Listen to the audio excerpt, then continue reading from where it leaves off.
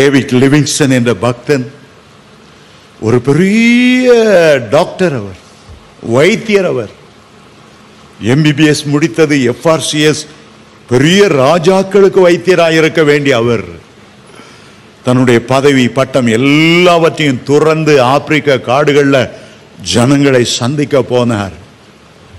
திரளான ஜனங்களை ரட்சிப்புக்குள்ளே வழி நடத்தினார். அவருக்கு வயதானது,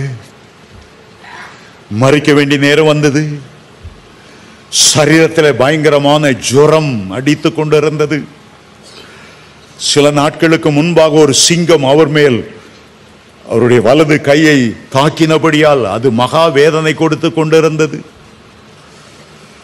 ஹை ஜுரம், நாளைக்கு மரித்து விடுவார் என்கிற நிலைமை. விடிய காலம் பார்த்தால் அவருடைய அறையில விளக்கு எரிந்து கொண்டிருந்தது.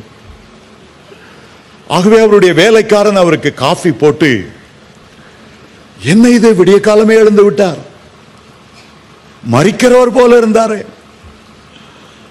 பார்த்தால் டேவிட் லிவிங்ஸ்டன் முழங்கால நின்று வேதத்தை வாசித்துக் கொண்டிருந்தார். இந்த வேலைக்காரன் சொன்னான், ஐயா காலாகாலமா வாசிட்டீங்க, வாழ்நாளெல்லாம் வாசிட்டீங்க, எவ்வளவு பிரசங்கம் பண்ணிட்டீங்க, இந்த ஜுரம், இந்த விடிய காலம், இந்த நேரமா நீங்க கொஞ்சம் ரெஸ்ட் பண்ண கூடாதா, உடம்பு நல்லா இல்லையே. அவர் சொன்னார், நான் கர்த்தரிடத்துல போறதற்கு தடையாக ஏதாவது நான் நிறைவேற்றாத ஆண்டவருடைய கட்டளை இருக்கிறதா, நான் நிறைவேற்றாத தேவனுடைய பணி இருக்கிறதா?